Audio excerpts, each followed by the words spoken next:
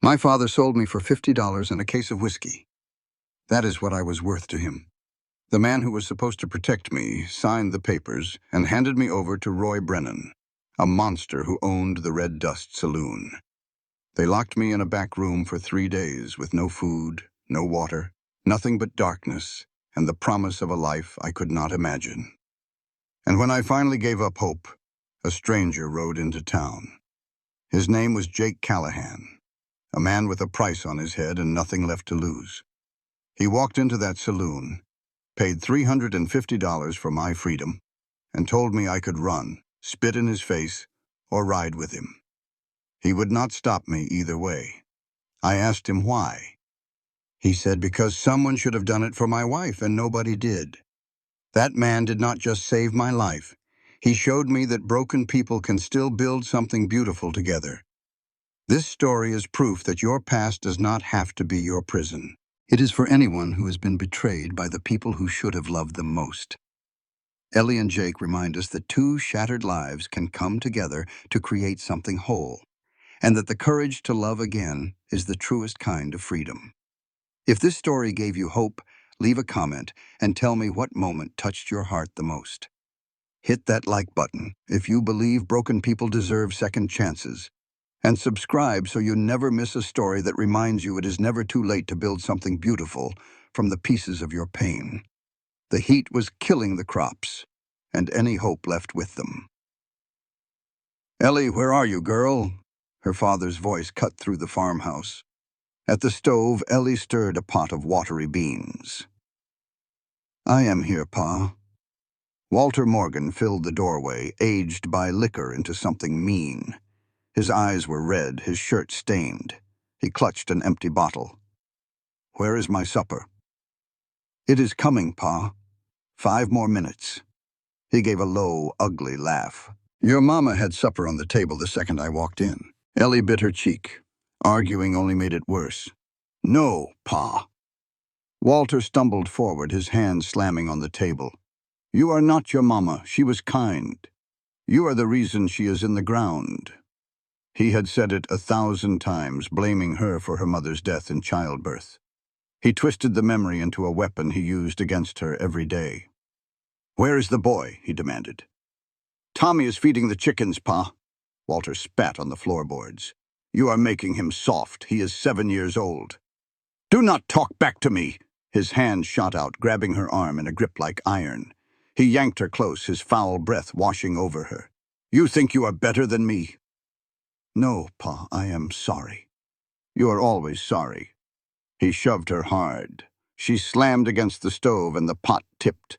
Scalding water splashed her arm. Ellie choked back a scream. Her father never even looked back. "I have business in town," he grumbled and walked out, leaving her with the burn and the bitter truth of his hate. She refused to cry. Tears were a luxury she did not have. She just ran cold water over the angry red mark on her arm. Another scar to remember him by. "Ellie?" Tommy's small voice came from the back door.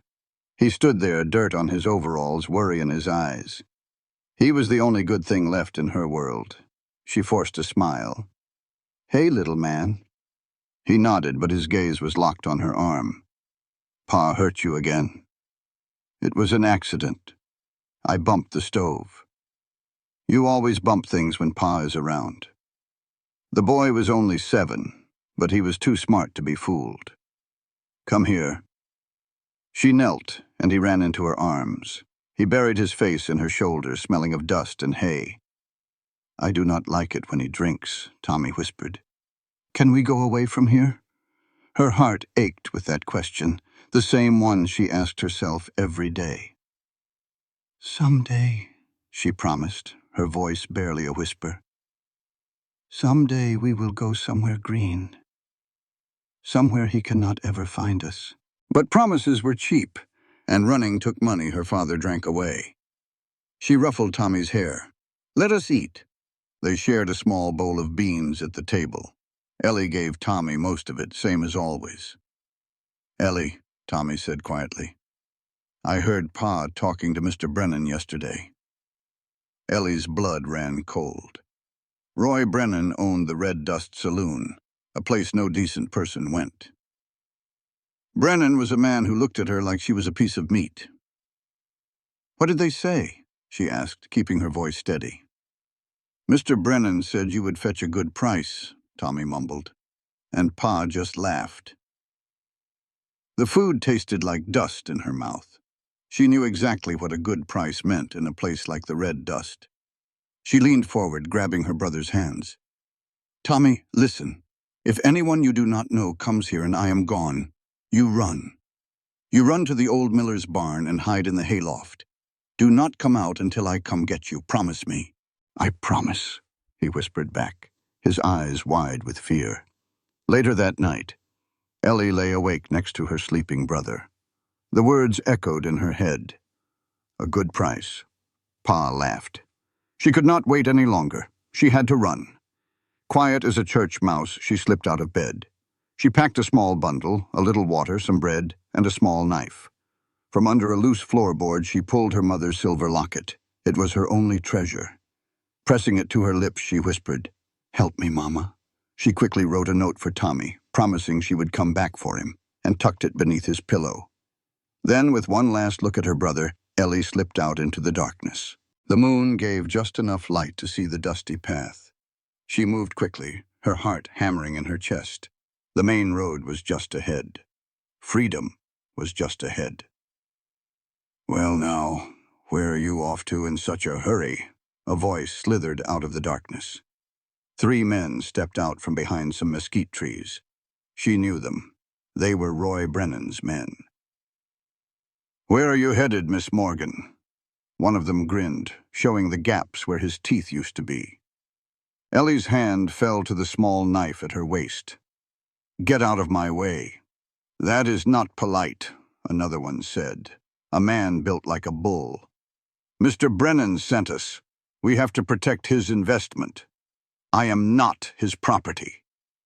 "That is where you are wrong," the third man said, holding up a rope. "Your daddy signed the papers this very afternoon. You belong to the Red Dust now." The world stopped, signed the papers. He had really done it. He had sold his own daughter. "No," she breathed. "He would not." "Oh, he did," the first man cackled. $50 and a case of whiskey. That is all you are worth, sweetheart." In that moment, Ellie just ran. Her boots barely touched the rocky ground as she ran, lungs burning with every gasp. Behind her, the men were shouting, their heavy steps pounding the dirt, getting closer. "Don't let her get to the road," one of them yelled. Ellie was quick, but they were quicker. Dutch hit her from behind like a sack of bricks, smashing her face into the ground. The air rushed out of her and she tasted the grit and blood in her mouth. "Well now, ain't you a feisty one," Dutch grunted, flipping her over. He pinned her wrists down. "I like a little fight." Ellie bucked and kicked. "Get off me!" Her knee found a soft spot and Dutch yelped in pain. "You little—" His fist connected with her head, and the world exploded in a flash of white. Clem grabbed Dutch's arm. "That's enough. Brennan wants her pretty. You mark her up. He'll do the same to you." They hauled her to her feet, and she was too dizzy to resist as they tied her hands. Clem gave her a hard shove. "Time to go meet the man who owns you now." They pushed her toward town, toward the Red Dust Saloon, and a life she couldn't imagine. The saloon was a mess of noise. A tinny piano, loud laughter, and the thick smell of stale whiskey and cheap perfume. Roy Brennan was waiting there on the porch. He was just as she remembered. A big, sweaty man with small eyes that looked right through her clothes. A fancy vest was stretched tight over his gut. "Miss Morgan," he said, showing a row of yellow teeth. "Welcome home." Ellie's voice trembled with fury. "This is not my home. You can't just own a person." Brennan just laughed. "Honey, out here in Dusty Creek, I am the law. The sheriff, the judge, they all owe me. There ain't nobody coming to save you." He reached for her face and she pulled back hard. "Don't you touch me." His greasy smile never faded. "Oh, you'll learn your place. They always do. I just hope you learn quick. It'd be a shame to ruin such a pretty face." The words clawed their way out of her throat. I'll kill you. I swear to God, if you lay a hand on me, I will kill you. He stared at her, then let out a booming laugh. I do love a girl with spirit. He turned to his man. Lock her in the back room. No food, no water. We'll see how much spirit she's got in a few days. Clem asked, What about the boy? Ellie's heart stopped. Tommy. Brennan's smile returned. Ah, yes, the brother. 7 years old, I hear. A cute little fella like that could fetch a good price. No! Ellie screamed, lunging forward, but Dutch held her tight. He's just a boy. Leave him alone. Brennan's voice went cold as ice. Then you'd best behave. Do as you're told. Be a good girl. And maybe the boy stays put. But if you give me any trouble, he said with a shrug, well, children go missing on the frontier all the time. He meant it. She saw it in his eyes. He would sell her little brother just to break her. Ellie went limp. That's better, Brennan said, patting her cheek. Take her away. They dragged her through the rowdy saloon, past folks who didn't even bother to look up. The back room was a tiny, dark space that smelled of damp earth and fear. They shoved her in and locked the door. She lay on the cold floor, not crying. Crying was for the broken, and she wasn't broken yet. Mama, she whispered to the dark. Please send somebody. The only answer was silence. For 3 days, Brennan kept his word. Just heat, darkness, and thirst. By the 3rd day, Ellie was so weak she could barely move. Her lips were cracked, and her throat felt like sandpaper. She wasn't thinking about getting away anymore, just about surviving. Maybe if she just gave in. No. She pushed the thought away. That was how they won. The lock turned with a loud clank. Ellie pushed herself up against the wall. The door swung open, and the sudden light was blinding.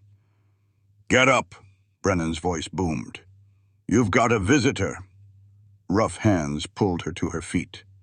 They dragged her through the back and into Brennan's office.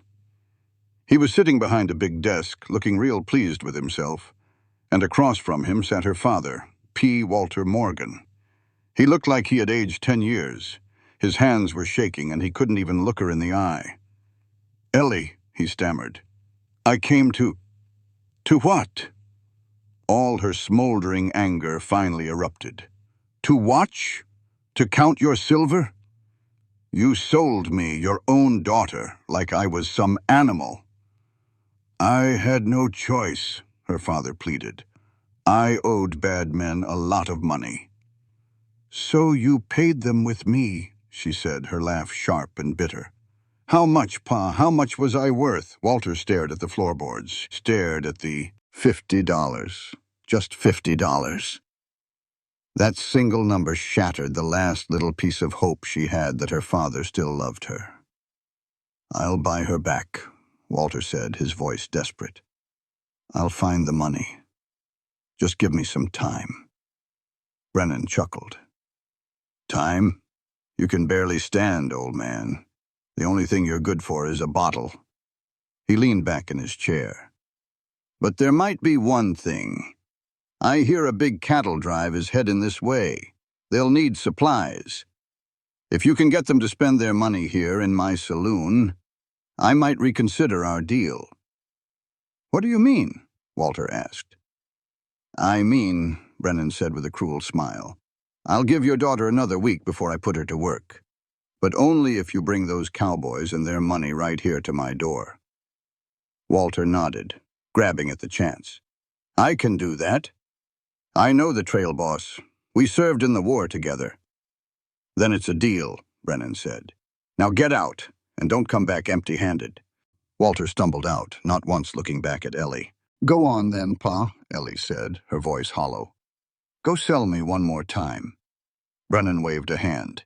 Take her back, and give her some water. She needs to look decent for our guests. Back in the dark room, the tears finally came. She wasn't crying because she was broken, but because she had finally let go of everything but one single burning thought. Tommy. She had to save Tommy, no matter what happened to her. And out on the trail, that cattle drive was getting closer, led by a man who had nothing left to lose and was about to change everything. The cattle drive hit Dusty Creek like a thunderstorm at noon. 300 longhorns raised a cloud of dust you could see for miles. The whole town shook from the thunder of their hooves. At the head of it all was a man who looked like he'd been carved out of the West itself. Jacob Callahan sat tall in the saddle. Have you ever seen a good man pushed so far he breaks? That's what happened to Walter Morgan, a fellow who looked like he'd been run over by his own bad luck. He saw Jake Callahan ride into town, a man he hadn't seen in years, and desperation took hold. Walter scrambled to meet him, trying to remind Jake of old debts from the war at Shiloh. But Jake, a man of 34 with more scars than smiles, wasn't one for old stories. He and his right-hand man, Hank, had learned that some towns smell like trouble from a mile off, and this one stank of it. This story is about the choices we make when we're at our worst, and the folks who step up when they don't have to. If you believe in second chances, stick around. Walter tried to play it slick, inviting Jake and his men for a drink at the Red Dust Saloon. He called it a place for good whiskey and good company. But his eyes told a different story. They kept flicking toward that saloon like a moth to a flame it was scared to touch. Jake saw right through him. "What's going on, Walter?" he asked, his voice low and steady. The lie fell apart like a house of cards. Walter confessed he owed the saloon owner, Roy Brennan, everything he had. And if he didn't deliver Jake's whole outfit to be cheated at cards, Brennan would hurt his daughter. The word hung in the dusty air, heavier than any storm cloud. My daughter. The whole ugly tale came pouring out. Walter had gambled away everything, signing papers he shouldn't have. Now his daughter Ellie, just 19 years old but tough as a $2 steak, was locked in a back room. Brennan was even holding her little 7-year-old brother Tommy over her head to keep her from fighting back. Jake sat on his horse, his face like carved stone. "There's always a choice," Jake said, his voice cold as a winter creek. "You just made the wrong one." Walter fell to his knees in the street, begging. He talked about how Ellie had raised her brother and kept the farm running while he lost himself in a bottle. He'd ruined the only good thing in his life. Jake looked down at the broken man, and for a moment he thought of his own family, lost to violence years ago. He could have ridden away, every bit of sense he had told him to. But then he heard his wife Clara's last words in his head, a promise he was sworn to keep. "Don't let them take your heart." He opened his eyes, the decision made. "Where is she?" he asked. Hope returned to Walter's face. Jake looked at Hank, who just gave a slight nod. They were in this together. A dangerous, foolish plan began to form, the kind that got good men killed. "Walter," Jake said, his voice now hard as iron, "you're gonna take me to that saloon. You're gonna introduce me to Roy Brennan. And then you're gonna watch me buy your daughter back." The Red Dust Saloon was just as loud and dirty as he figured. When Jake and Hank pushed through the doors, the whole place went quiet. "I'm looking for Roy Brennan," Jake announced. A big man with the eyes of a hog stood up from a back table. "You found him." Jake walked toward him, his spurs ringing softly on the floorboards. "I hear you have a girl for sale, Morgan's daughter." A chill went through the room. Brennan tried to keep his greasy smile, but his eyes turned cold. "She ain't for sale." "Everything's for sale," Jake said flatly. Brennan sized him up, sniffing out the money from the cattle drive. $500, he finally said, pure greed in his voice. "I'll give you $350, final offer." Brennan paused, weighing the cash against the trouble Jake was promising. The money was too good. "Done," he grunted, sticking out a hand. Jake ignored the handshake. He pulled out a leather pouch, counted out the bills, and dropped them on the table. "Now bring her out." A man named Clem dragged Ellie into the room. She was bruised and her dress was torn, but her eyes burned with a fire that hadn't been put out. She looked at Jake with pure defiance. "My name is Jacob Callahan," he said, his voice softer than he expected. "I just bought your freedom." She let out a sharp, bitter laugh. "You didn't buy my freedom, mister," she shot back. "You just bought me. It's just a different owner, but it's the same cage." Jake felt every eye in that saloon on him. Any other man might have gotten angry, but he felt a deep respect for her spirit. He stepped closer. "You're right," he said, his voice low enough for only her to hear. "But here's the difference. When we walk out that door, you're free. You can run, you can spit in my face, I won't stop you." Her eyes searched his, looking for the trick. "Why?" she whispered. "Because someone should have done it for my wife," he said, the old pain raw in his voice. "And nobody did." She saw the truth in his broken gaze. "My brother Tommy," she said quickly. "He's at the farm." "We'll get him," Jake promised. "Brennan won't do a damn thing. Not to you, not to your brother, not ever again." He turned and faced the whole saloon, his voice ringing with authority. "Listen up." A woman was standing in the corner of the room. "This woman is under my protection," he said, his voice calm but hard as iron. "Her and her brother. Anybody who lays a hand on them, or even looks at them the wrong way." He let his hand fall to the pistol on his hip. "Answers to me." The room was dead silent. Brennan's face was turning purple. "Now hold on, you can't just—" "I can," Jake said, his eyes fixed on Brennan. "And I did. We had a deal. I paid my money. The girl is mine now, and I protect what's mine. Your protection ain't gonna mean a thing once you ride out of town. I'll make it mean something." Jake stepped right up to Brennan until they were nearly nose to nose. "You know who I am. You want to see if I'm bluffing? Go on and try. But you remember, I've got nothing left to lose. Can you say the same?" Brennan swallowed hard, then forced a laugh and backed away. "Fine. Take her. She's more trouble than she's worth anyway." Jake gave a single nod. He turned and offered his hand to Ellie. "Come on, let's go get your brother." Ellie just stared. For 3 long days she'd been locked in the dark, waiting for the worst. Now this quiet, scarred cowboy was offering her the one thing she'd given up on: hope. She took his hand. It was strong and warm. He didn't pull or drag her. He just led her out. Jake did not treat her like she was his property. He held her hand gently and walked with her, letting her decide how fast to go. As they stepped into the fading sunlight, Ellie took a deep breath that tasted like freedom. Jake pointed. "My horse is over here." He asked if she could ride, and she told him she had been on a horse since she was 5 years old. He led her to a tall mare named Bella. He said the horse was gentle and that Ellie should take her. Ellie stopped him, confused. She asked why he paid $350, a true fortune for her. She needed to know what he wanted from her. For the first time, Jake truly looked at her, and his tough exterior cracked. She saw the deep sadness and loneliness inside him. He said quietly that he wanted her to live.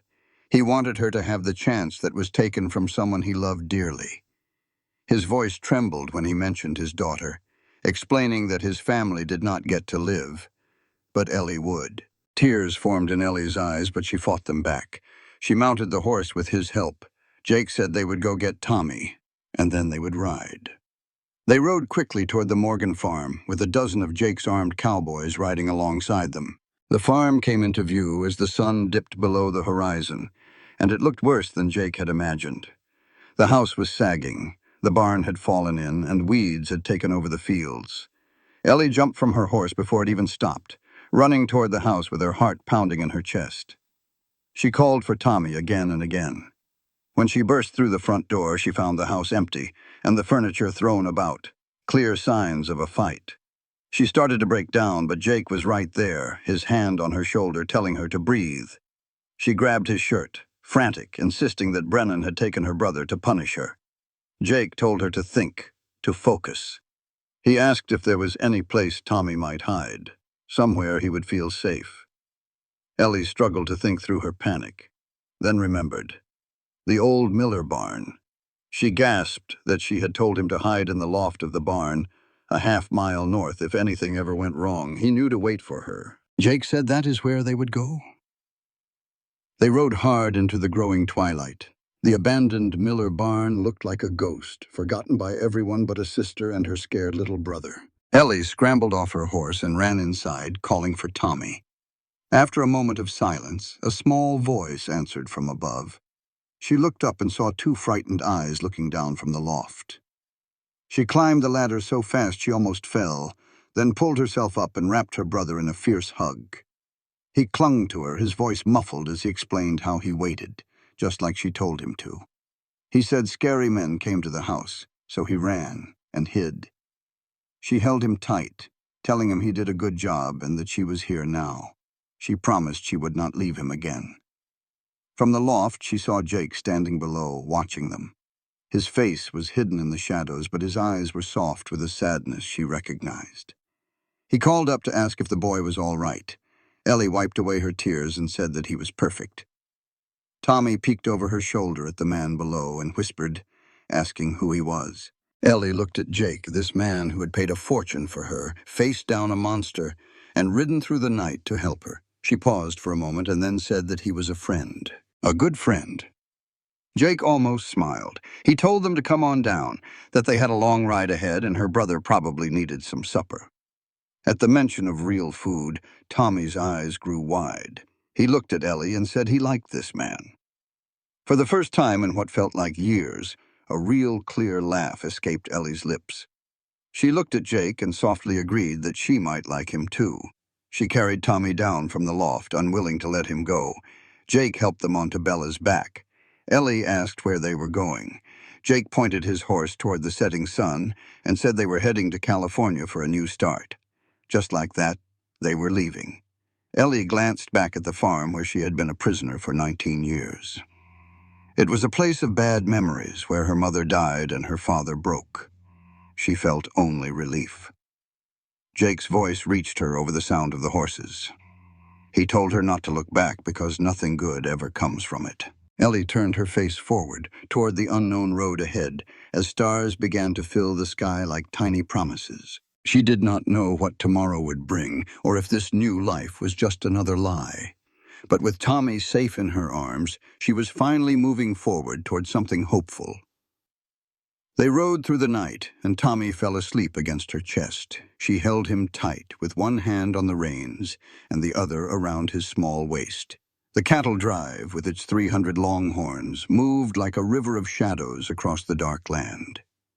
Jake rode beside her in silence for a long time.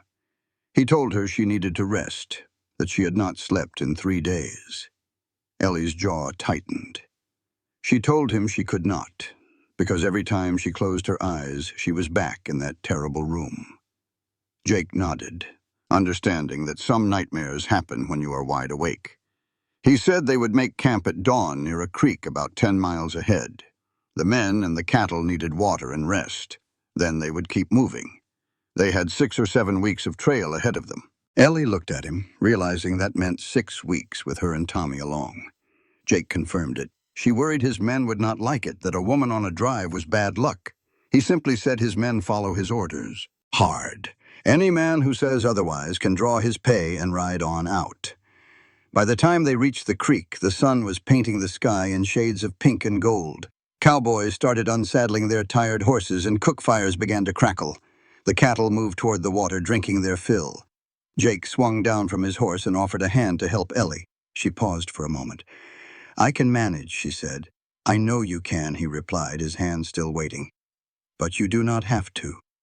Ellie looked into his gray eyes and finally let him help her to the ground. "Thank you," she whispered. "Get some rest. I will have Hank set up a tent for you and the boy." "Where will you sleep?" "I do not sleep." He walked off before she could say another word. Ellie watched him go, this man who bought her freedom but asked for nothing. He gave orders like a general, but moved with a quiet sorrow she only saw in passing glances. "Miss Ellie?" She turned to see Hank, hat in his hands. Ma'am, I have a spot for you near the chuck wagon. It is private. He led her to a small tent under a cottonwood tree with a bedroll and a basin of fresh water inside. It is not much, Hank said. It is perfect, Ellie answered, her voice thick with emotion. It is more than perfect. She gently laid Tommy on the bedroll, and he slept on. Hank was still at the tent flap. About the boss, he started, twisting his hat. He is not what he seems. I know he looks tough, but I have ridden with him for 3 years. I have never once seen him be cruel. Whatever he paid for you, it was not about owning you. That is just not who he is. Then who is he? Hank thought for a minute. He is a man who lost everything, he said softly. Now he is just looking for a good reason to die. He tipped his hat and left her alone with her sleeping brother. For the first time in a long, long time, Ellie closed her eyes and did not dream of monsters. She woke up to the sound of men arguing. It is not right. A woman on a cattle drive is bad luck. If you have a problem, you take it up with the boss. I am taking it up with you, Hank. We all remember what happened to the Sinclair outfit. They brought women along, and half of them died in a river crossing. Ellie sat up quietly. Tommy was still sound asleep. She peeked out of the tent. A group of cowboys stood near the fire, and a tall man with a scraggly beard named Virgil was doing most of the talking. She is a jinx, Virgil spat, and that boy is just one more mouth to feed. We should have left them back in that town. You watch your mouth, Hank warned, his voice low and steady. Or what? Virgil laughed. The boss has gone soft, that is all. He sees a pretty face and forgets why we are out here. I said, watch your mouth. Make me, old man. Just as things were about to get ugly, Jake's voice cut through the tension. That is enough. He walked right up to Virgil, his face like stone. You have something you want to say to me? Virgil hesitated, but stood his ground. I do. This was supposed to be a simple drive to California. Get paid, go home, not babysit some girl from a saloon. She is not a saloon girl. She came out of that saloon, did she not? Virgil sneered. We all know what that means. Jake moved faster than lightning. 1 second, Virgil was standing. The next, he was flat on his back with Jake's boot on his chest and a gun to his forehead. Say it again, Jake said, his voice dangerously calm. I dare you. Jake, Hank said, stepping forward. Stay out of this, Jake ordered, his eyes locked on Virgil. This man insulted a lady under my protection. In my camp, that has a price. You are running your mouth about things you know nothing about. Jake pressed the gun a little harder. That woman was locked in a room for 3 days with no food or water because she was sold like property. And she fought. She kept her dignity. That is more courage than you will ever have, Virgil. I did not know. Now you do, Jake said, holstering his gun. Get your gear. You are done here. You cannot fire me out here. You have a horse and a gun, Jake replied, turning his back. Be gone by noon. Virgil looked around for support, but no one met his gaze. He spit on the ground and stomped off to his horse. As Jake passed Ellie's tent, he paused for just a second as if he knew she was watching and then kept walking. Ellie's heart pounded in her chest. He had defended her. No one had ever done that for her before. The days on the trail started to blend together. They rode from dawn until dusk, the cattle moving like a great river across the plains. Ellie learned the rhythm of the drive, learning how to cook over an open fire and how to read the land. And she learned about Jake. He was a ghost among his own men, eating alone and walking the perimeter at night. He seemed to never sleep. He is punishing himself, Hank told her one evening by the fire. For what? That is not my story to tell, Miss Ellie. He will tell you when he is ready. Tommy, on the other hand, had decided Jake was his hero. He followed the quiet man everywhere, asking 1,000 questions. Jake answered everyone with a patience that surprised Ellie. Mr. Jake, why do people not have horns? Jake looked down at the small boy. He said, they find someone worth protecting, and they hold on tight. Tommy nodded like he understood completely. Ellie watched them, feeling something new stir in her heart. About a week later, they reached the Red River. It was swollen and angry from the spring rains. "We wait," Jake announced. "The water needs to calm down." That night, Ellie could not sleep. She left Tommy in the tent and walked down to the water's edge. "Be careful," a voice said from the darkness. It was Jake. "You should be sleeping," he said, coming to stand beside her. "So should you." They stood in silence for a while. "Jake," Ellie finally whispered, "why did you save me?" He took a long time to answer. "I had a wife," he said, his voice rough. "Her name was Clara, and a daughter, Emma." He said the next words flat and empty. "They are dead. 5 years ago, a man named Judge Harrison wanted our land. When we refused to sell, he sent his men. Clara, she tried to protect our little girl. They shot her. The bullet went right through her and into Emma. I was not there. I was in town buying supplies while my family was being murdered. I hunted down every man who did it. Then I went to Judge Harrison's house and I gave him the justice he deserved. So now the law calls me a murderer. I call it justice. But I have been running ever since. When I saw you in that saloon," he continued, looking at her for the first time, "I did not see your face. I saw her spirit. I saw her fire. They are gone." His voice was empty. 5 years back, a man named Judge Harrison decided he wanted our land. We refused to sell, so he sent men to persuade us. A chill ran through Ellie despite the heat. My Clara, she stood up to them, got herself right between them and our little Emma. His voice caught for a moment. They shot her. Emma was in her arms, and one bullet took them both. I was not there. His hands were balled into tight fists. I was in town for flour and nails, playing the good husband while my family was being slaughtered. When I got back, I found them. Clara was still holding our girl. He turned to Ellie, and she saw a sorrow so deep it had no bottom. I hunted down the men who did it. Every last one. Then I paid a visit to Judge Harrison and settled the debt. That is why you are on the run. That is why I am on the run. Jake gave a slow nod. The law calls it murder. I call it justice. Now there is a price on my head.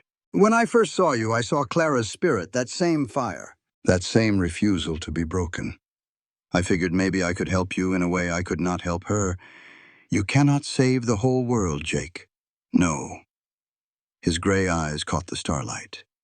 But I can try to save you. Something changed between them then. I am not asking for a savior, she said quietly.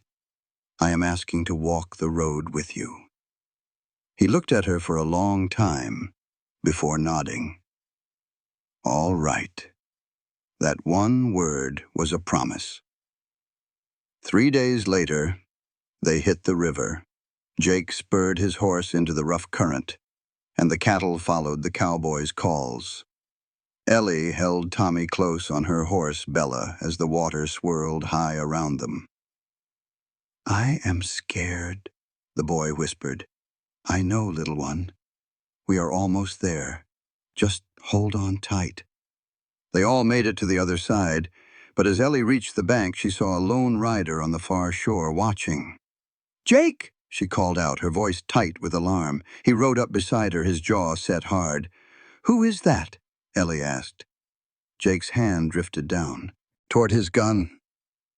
That is Marshal Silas Croft, he said softly. He has been on my trail for 5 years. What is our plan? Jake watched the rider, who just sat there, making no move to cross. We keep moving, Jake decided, and hope the river buys us some time. And if it does not? His eyes turned hard as stone. Then we fight. They pushed on, but every night they saw a lone campfire burning on the horizon, a little closer each time. The whole camp was on edge. The men stayed close to their guns, and Jake grew quiet. One evening, Tommy pulled on Ellie's sleeve. Is the bad man coming for us? Ellie knelt to face him. What bad man, honey? The one Mr. Jake is always looking for. Children notice everything. There is a man following us, she said, but Mr. Jake and I will keep you safe. Promise? She asked. I promise, she said, though the word felt hollow. She knew it was a promise she might not be able to keep. Later, she found Jake sitting by himself, by the last glowing embers.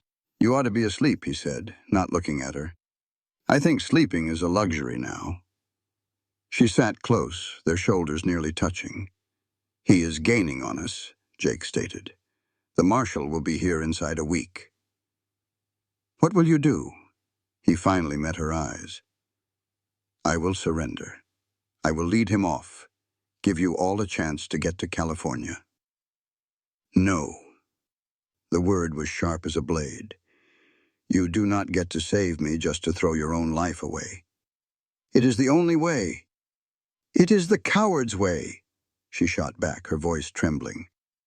"Running from your life instead of facing it." Jake looked like he had been slapped. "That is not fair. Life is not fair." "You taught me that," she insisted, her grip firm on his arm. "For 19 years I was a victim. You showed me how to be something else. Do not you dare take that from me by getting yourself killed. What do you want from me?" "Fight," she pleaded, her eyes burning. "Fight to live. Fight for California. Fight for something that matters." "And what would that be?" She paused, then leaned in and kissed him. It was a quick, desperate kiss full of unspoken words. When she pulled away, he looked stunned. "That," she whispered, "that is worth fighting for." She left him there by the fire. He stayed awake until dawn, the ghost of that kiss on his lips, wondering if he even knew how to hope anymore. It reminded him of Clara, of a kiss the night before he lost her. "Your thoughts are making a racket." Hank appeared behind him holding 2 cups of coffee. Jake did not need to explain. Hank sat and handed him a cup. "I saw the girl go back to her tent. She had a look on her face." "What kind of look?" "Like she had just made up her mind about something important. Women get that look right before they turn the world upside down." "She kissed me." Hank sputtered into his coffee. "She did what now?" "You heard me." "Well, I will be," Hank muttered, shaking his head. "That one has nerve. Most women would be smart enough to run from a man with your troubles." "Maybe," Hank said, setting his cup down. "Or maybe she sees something worth saving." "There is nothing left to save," Jake said flatly. "I have been a ghost since I lost Clara and Emma." "A ghost does not buy a woman's freedom or ride all night to find her brother," Hank countered. "You feel plenty, Jake. You just will not admit it. Admitting it changes nothing." "No, but it might give you a reason to keep breathing." Hank got to his feet, his old joints complaining. "The marshal is coming. The question is, are you going to face him like a man with something to lose, or one who has already lost it all?" The sun came up blood red, a bad sign. Jake pushed the herd mercilessly. The men complained, but they obeyed. Everyone felt the lawman getting closer. Ellie rode up, beside him with Tommy held safe in her lap. The kiss was a silent thing between them now, a promise not yet spoken. "He is closer," she said. "I know. How long?" Jake studied a dust cloud on the horizon. "A day, maybe 2. We need a plan, and if it involves you giving up, I will not hear it." Jake nearly cracked a smile. "What is your idea? Fight a U.S. Marshal with cattle drovers? Or run?" "He is not chasing you, Ellie. He is chasing me." "Then what?" she asked, frustrated. "I did not come all this way just to watch you die." Tommy shifted in her arms. "What is wrong, Ellie?" "Nothing, sweetheart." Jake looked at the 7-year-old boy. "Tommy," he said gently, "you trust me, right?" The boy nodded. "Yes, sir." "Then listen close. No matter what happens, you stay with your sister. You do everything she says, understand?" That night, Jake knelt beside Tommy's bedroll. He handed the boy a small, carved wooden horse. He told Tommy to keep it and to protect his sister. If bad men came and Jake was not there, Tommy was to run as fast as he could and never look back. Later, Ellie found Jake at the edge of the camp. She brought him a plate of food, telling him he could not fight on an empty stomach. She said she knew he would not surrender or run, but would stand his ground, because that is the kind of man he was. He argued that she knew nothing about him. She disagreed, reminding him that he had saved her and treated her brother with kindness. She also reminded him of the kiss they had shared the night before. Jake's jaw grew tight. He called the kiss a mistake. Ellie stepped closer and said the only mistake would be letting fear win. And she was done being afraid after 19 years. He grabbed her shoulders, his voice hard as he told her the truth. Everyone he had ever loved was dead. His parents, his wife, and his daughter all had one thing in common: him. He called himself a curse. He believed that if he let himself love her, he would be sentencing her to death. That was not fear, he said, but experience. Ellie stared at him, then gave a sad laugh, calling him a fool. She said pushing her away would not protect her. It would only mean she would be alone when the bad things came, because bad things always happen. She pulled away from him and went to check on her brother, leaving Jake alone in the dark with a cold plate of food and a heart full of pain he thought he had forgotten. The attack began at midnight. It ain't right when folks get ambushed in their own camp, especially when a child goes missing in the chaos. But sometimes the only person who can make things right is the one the world calls a bad man. That night, the first gunshot ripped through the quiet dark, then another. A scream followed, and Jake knew it was Ellie. He was already running, his pistol in his hand. The camp was pure bedlam. Men were shouting, cattle were bawling, and shadows with guns were everywhere. These weren't lawmen. They were rustlers, plain and simple. Hank stumbled over, blood pouring down his face. Said they came from the East Ridge, a dozen of them. Jake's only thought was for the kids. He found Ellie behind a barrel, holding a rifle, shaking but shooting straight. Tears were streaming down her cheeks. "He was right here," she cried. Then the shooting started and Tommy was just gone. Jake told her to stay put and keep fighting, promising he'd find the boy. He plunged back into the firefight, yelling Tommy's name. The attack was breaking up. The rustlers were pulling back, driving off a chunk of the herd with them. But Jake didn't care one bit about the cattle. All he cared about was a 7-year-old boy lost in the dark. Then he heard it, a small voice from down by the river. "Mr. Jake." He ran like the devil was on his heels. He found Tommy held against a rock, a big fella with a knife to his throat. "That's close enough, cowboy," the man growled. "Drop the gun, or the boy gets it." Jake froze, his hands going up slow. Tommy was trembling something fierce. "Easy now," Jake said. "Nobody needs to get hurt." The man just laughed. "You tell that to the 3 men you put in the ground." "I know who you are, Callahan. Got a price on your head. You ain't no hero." "Maybe not," Jake said, "but I'm the one who's fixing to end you if you don't let him go." The man sneered, but before he could say another word, Jake's hand moved like lightning. A small blade flew through the air and buried itself in the rustler's shoulder. The man hollered and dropped his knife. Jake was on him in a heartbeat. The fight was quick and mean. The rustler was bigger, but Jake was fueled by 5 years of running and protecting what little he had left. When it was done, Jake knelt and pulled Tommy into his arms. "It's all right, son. I got you." The boy just sobbed into his chest, talking about how scared he was. "I know," Jake said softly, "but I found you. I'll always find you." He carried Tommy back toward the campfires. Ellie ran to meet them, her face a mess of tears and gunpowder. When she saw her brother safe, she let out a cry of pure relief and grabbed him. "Thank you," she whispered to Jake, her eyes shining. He just gave a single nod, and then his knees buckled. Ellie caught him as he fell. "Jake, what is it?" He looked down at his side, where his shirt was soaked dark with blood. He hadn't even felt the bullet hit him. "Well," he muttered, "that's a problem." Then everything went black. He woke up 2 days later in a tent, hurting all over. Ellie was beside him, looking worn out. "You lost a lot of blood," she said. "We didn't think you were going to make it." "Takes more than that to kill me," he grumbled. She smiled a little. "That's what Hank said. You're too stubborn to die. What about Tommy?" Ellie's face softened. "He hasn't left your side. He keeps asking if the bad men are coming back." Jake looked over at the small boy sleeping in the corner. He knew what that kind of fear felt like. After a moment of quiet, Jake asked the question he'd been dreading. "The marshal, where is he?" Ellie's hands went still. "Hank saw his camp yesterday, about 5 miles east of here. He's just sitting there, waiting." "Waiting for me to make a move," Jake finished. "He knows I'm hurt, knows this drive is slowed down. He's a patient man. That's what makes him so dangerous. So what are we going to do?" Jake looked her straight in the eye. "I'm going to go meet him.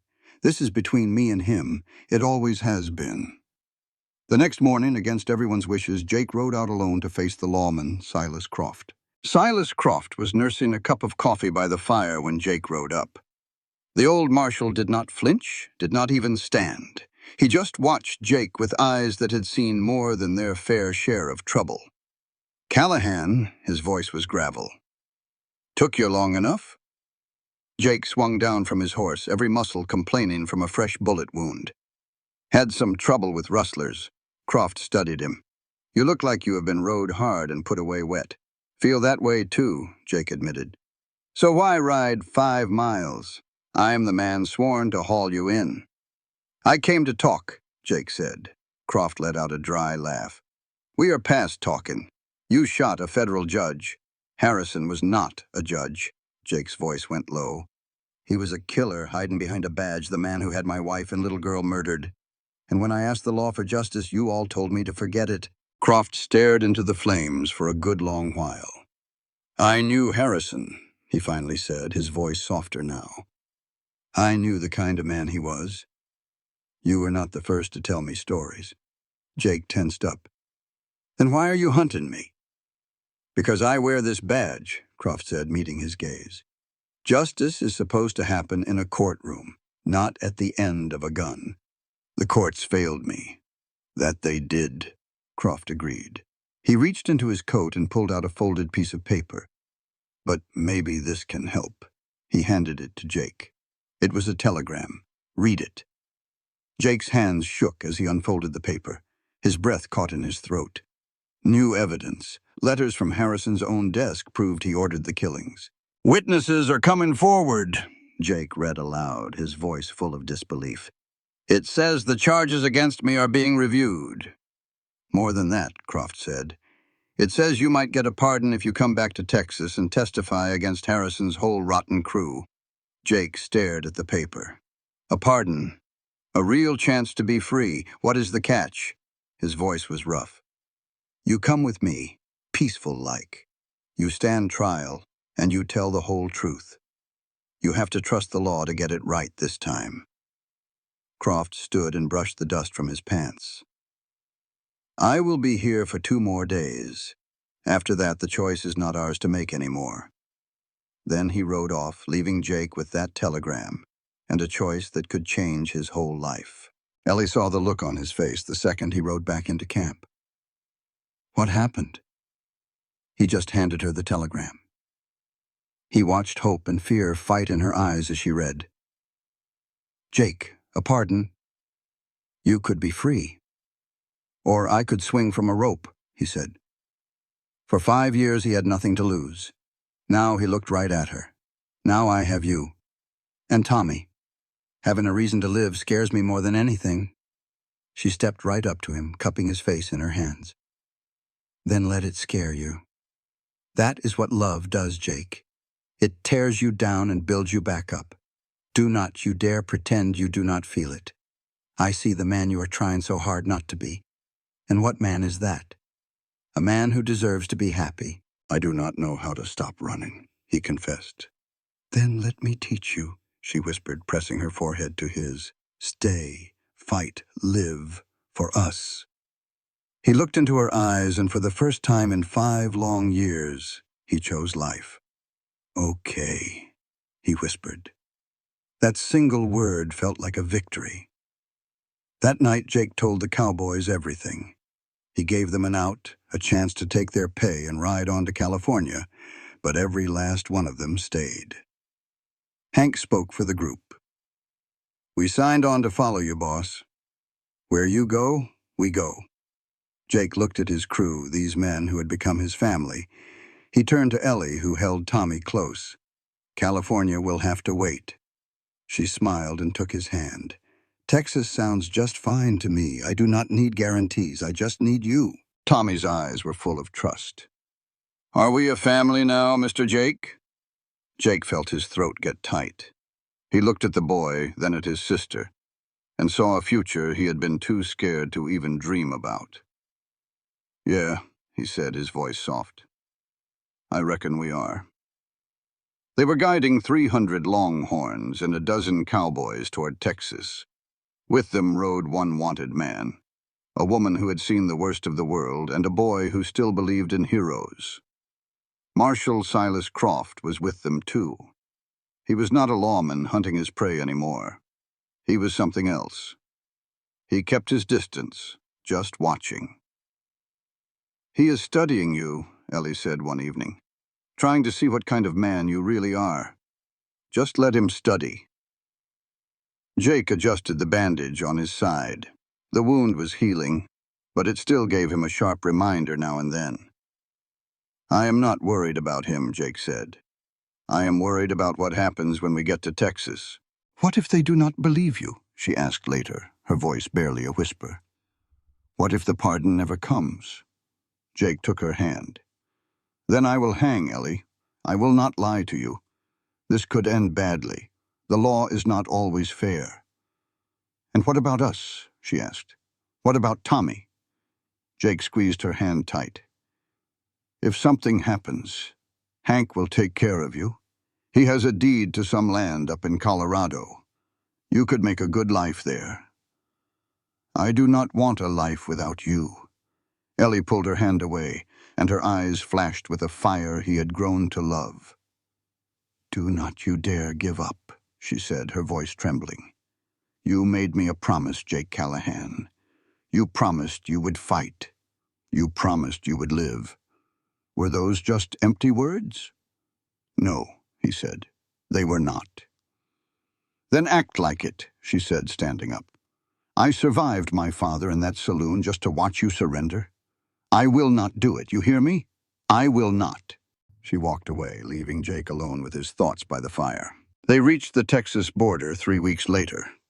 The air felt different, hotter and heavier. This was the place where Jake's first wife, Clara, had died. This was where he had become a killer.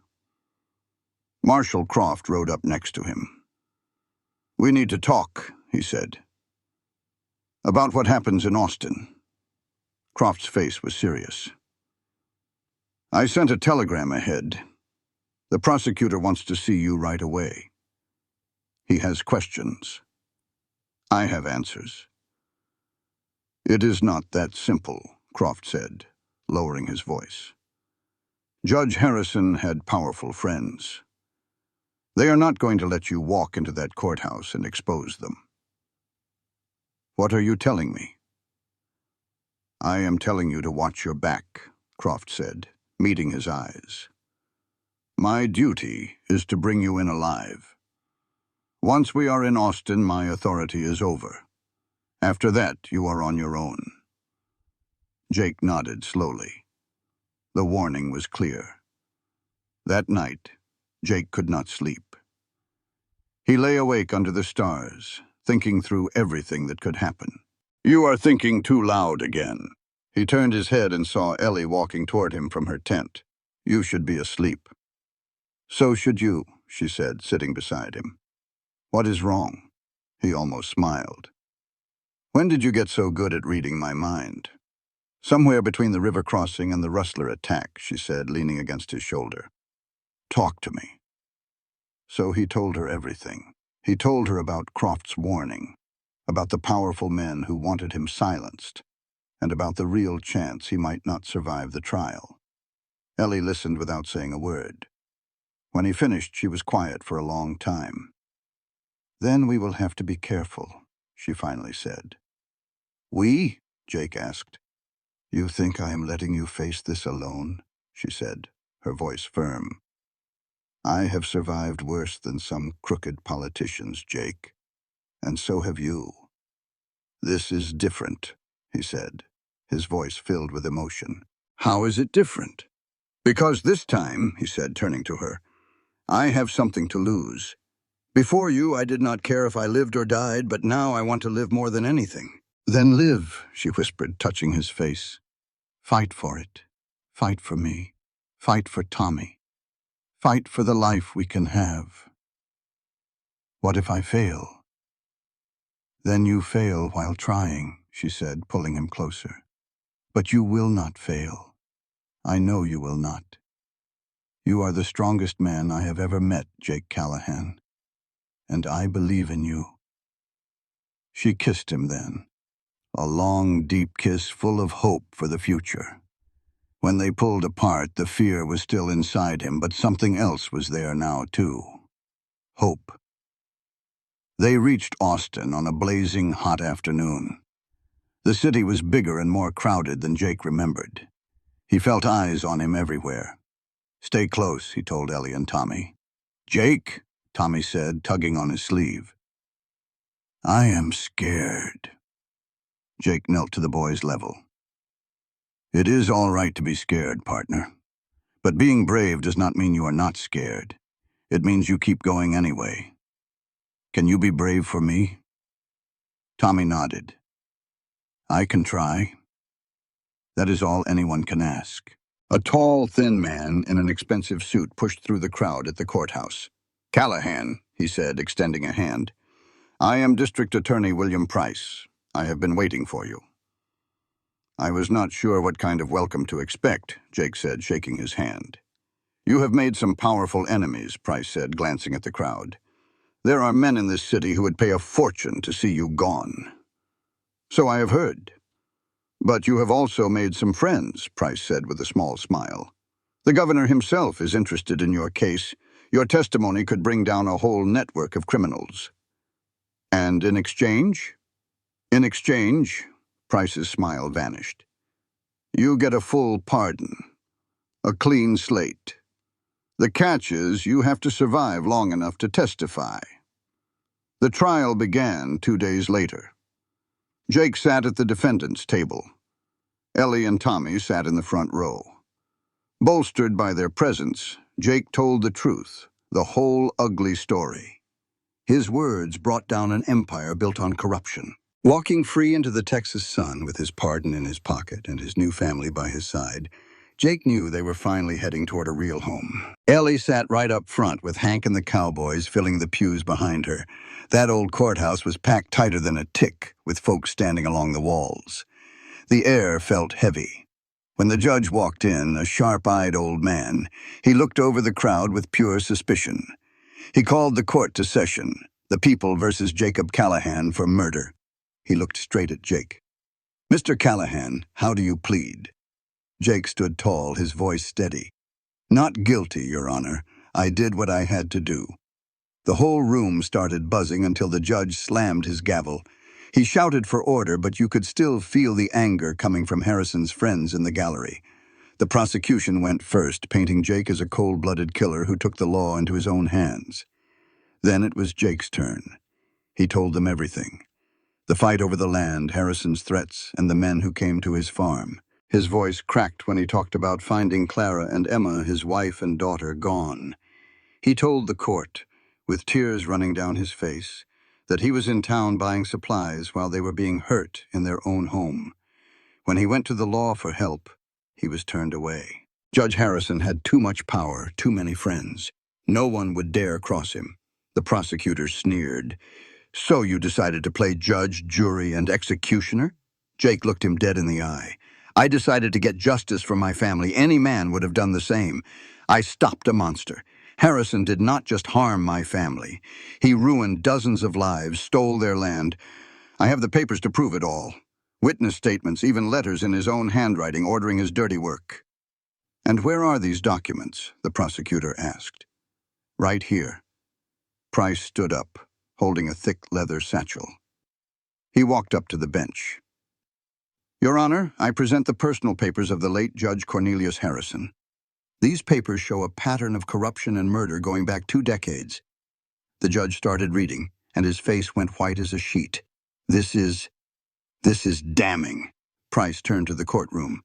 Mr. Callahan is not the villain here. He is a victim who fought back, and in doing so, he has uncovered one of the biggest criminal schemes in Texas history. The room erupted, but this time the judge just sat there, stunned. He finally called for a recess until the next day. Back in his cell, Jake stared at the ceiling until a voice broke the silence. Jake? Ellie was standing at the bars, her face pale. How did you get in here? She said. Hank took care of the guard. She reached through the bars and took his hand. "I had to see you. It is not safe for you here," he said. "I do not care about safe," she said, her grip tightening. "I care about you. You were amazing today, the way you told the truth. I was so proud." "It is not over yet," he reminded her. "I know," she said, "but for the first time I feel like we can win." She pressed her forehead against the cold iron. "I love you, Jake Callahan. I was scared to say it, scared I might lose you." He reached through the bars, his hand cupping her face. "I love you too. I think I have since the first moment I saw you standing up to Brennan in that saloon. You were the bravest woman I had ever seen." "I was just desperate," she whispered.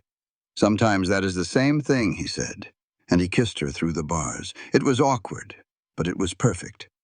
"When this is over, I want to marry you. I want to build a life with you and Tommy. That is a promise. Will you wait for me?" "I will wait forever," she said.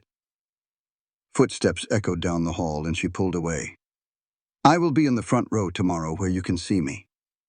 The next day, Price called witness after witness. Farmers who had lost their land and widows whose husbands had disappeared. Their stories were heartbreaking. But it was the last witness who changed everything. The prosecution calls Walter Morgan. Jake's head shot up. Walter walked slowly to the stand. He looked older, thinner, and broken. But Jake saw something else in his eyes he never expected to see.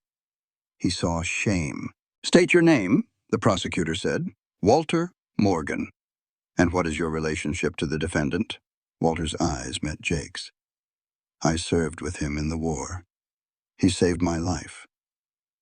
"And what do you know about Judge Harrison?" Walter took a deep breath. "I know he was a devil. And I know he paid me to betray the only man who ever called me friend." The whole room went quiet. Harrison wanted Jake dead. He hired men to attack his family, hoping Jake would come after him, right into a trap. "And I helped him," Walter's voice cracked. "I passed along information. I did it because Harrison had me backed into a corner over gambling debts. And why are you telling us this now?" Walter looked over at Ellie, tears streaming down his face. "Because I sold my own daughter to a monster. I traded her away because I was too weak to face what I had done. And Jake Callahan, the man I betrayed, he saved her. He risked his own life to give her a new one. I have to make it right." He looked at Jake, his voice barely a whisper. "I am sorry. I am so sorry." Jake looked at the man who had been his friend and his betrayer. He thought of Ellie, and then he thought of his dear Clara and the words she spoke on their wedding night. "Everyone deserves a second chance, Jacob." Jake gave a single, small nod.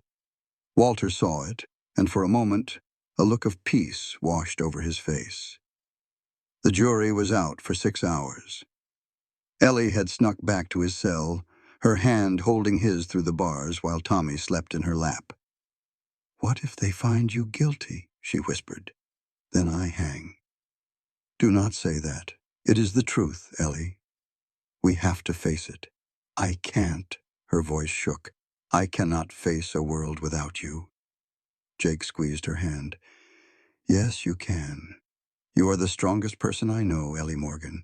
You survived your father. You survived that saloon. You can survive anything to make it." She looked at him through the steel bars. "I want the life you promised me, and you just might get it." He gave her a weak smile. "Maybe the jury will see things straight. Maybe justice will finally have its day." "Do you really believe that?" Jake was quiet for a good long while. "For the first time in 5 years, I want to," he said at last. The verdict came as the sun was setting. Jake stood tall before the judge, Ellie and Tommy in the front row, with Hank and the cowboys filling the seats behind them. Even Walter was there, sitting by his lonesome in the back. The jury foreman rose, a piece of paper shaking in his hand. "On the charge of murder in the first degree, we find the defendant, Jacob Callahan." The silence stretched on forever. "Not guilty." The courtroom exploded. Jake's legs nearly gave out from under him. The judge hammered his gavel. "Order in my court." When things settled, he looked at Jake with new respect. "Mr. Callahan, considering the extraordinary circumstances and the testimony we heard, this court finds that your actions against Judge Harrison, while technically against the law, were justified. The great state of Texas hereby grants you a full and unconditional pardon." He slammed the gavel one last time. "You are a free man, Mr. Callahan. Court is adjourned." Free. The word didn't even sound real. Jake just stood there frozen as the room emptied out in a storm of celebration. Then Ellie was in his arms, sobbing into his chest. "You did it. Oh, Jake, you did it. We did it," he said, holding her tight, burying his face in her hair. "We did it together." Tommy hugged his leg for all he was worth. "We won, Mr. Jake." Jake knelt and scooped them both up, the woman he loved and the boy who was like his own son, and just let the tears fall. "It's over," he whispered. They walked out of the courthouse into the setting sun, which was painting the sky orange and gold. A crowd had gathered, folks who'd followed the trial and prayed for him. They cheered when he walked out. Jake stopped on the steps, completely overwhelmed that all these strangers had believed in him. Then he saw a figure at the bottom of the steps. It was Walter Morgan, holding his hat in his hands. He looked smaller, like a man who had finally stopped running from himself. "I know you probably don't want to hear from me," Walter's voice shook. "And I know I don't deserve to be forgiven, but I had to say thank you for saving Ellie, for loving her the way I never could." Jake looked at this broken man, the friend who had betrayed him and the father who had failed. Then he thought about Ellie and the grace she showed everyone. "Walter," Jake said, walking down the steps, "you did a terrible thing. You hurt your daughter deeper than you know, and you betrayed me." "I know," Walter said, meeting his eyes. "But you stood up in that courtroom and told the truth, knowing it could destroy you." Jake offered his hand. That took courage. Walter stared at the hand, his eyes filled with tears. "I don't deserve—" "Maybe not," Jake said. "But Ellie believes in second chances, and I'm starting to think she's right." Slowly, Walter took his hand. They shook once. "I'm going to be better," Walter choked out. "I swear I will." "Then prove it." Jake let go of his hand. "Words are cheap, Walter. Actions are what matter." Walter nodded, then looked up at Ellie, watching from the top of the steps. "Can I say goodbye to them?" Jake stepped aside. Walter slowly climbed the steps to his daughter. "I'm sorry, Ellie," he whispered, "for everything." After a long, quiet moment, she stepped forward and hugged him. It was not forgiveness, not yet, but it was a start. "Don't waste this chance, Pa," she mumbled into his shoulder. "I won't," Walter promised, holding her tight. Tommy watched with wide eyes. "Is Grandpa going to be okay now?" he asked Jake. Jake put a hand on the boy's shoulder. "I don't know, partner, but I think he's going to try." 3 days later, they were gone from Austin. Jake had sold the entire 300 head of cattle for a price that would set them right for years. He divided the money with his cowboys so each man could start fresh. "Where will y'all go?" Hank asked as they parted ways. "West," Jake smiled. "I heard tell of a valley in California. Green grass, fresh water, and room to breathe. Sounds like paradise. Sounds like home." Jake pulled the old cowboy into a hug. "Thank you, Hank, for it all." "Ah, hell," Hank said, wiping at his eyes. "Don't go getting sentimental. We'll cross paths again. Count on it." They rode out of Austin as the sun came up. Jake, Ellie, and Tommy, 3 souls who found each other in the dark. The road ahead was wide open. "Jake," Ellie said, riding beside him and taking his hand, "do you think we will be happy in California?" Jake looked at her, then at Tommy, already chattering about their new adventure. He looked to the golden horizon. "I reckon happiness is not something you find. It is something you build day by day, together." "That sounds like a lot of work." "The best things always are." Ellie squeezed his hand. "Then let us get to work." They rode west into the sunrise. Behind them was the past with all its pain. Ahead was the future. Jake Callahan had spent 5 years as a ghost, just waiting to fade away. But on a long cattle drive, he found a reason to live. A woman who saw past the scars, and a boy who became his family. A second chance he never figured he deserved. And as they crested that final hill and saw California spread before them, he finally understood what Clara told him long ago. Love is not about holding on to what you lost. It is about having the courage to reach for what you can still gain. "Welcome home," Ellie whispered. Jake looked at her and at Tommy, his voice thick. "Yeah, welcome home." The road had been long, the price had been high. But standing there with his family, Jake knew one thing for certain. It had all been worth it, because sometimes the broken pieces of two shattered lives can come together to make something beautiful and whole. And that, more than any pardon, was the truest kind of freedom. This content was carefully researched, developed, and manually edited by our team to deliver meaningful stories with valuable life lessons. Every narrative is crafted to entertain, inspire, and empower our audience. We believe that great stories can change lives, and we are committed to bringing you content that matters. Thank you for being part of our community.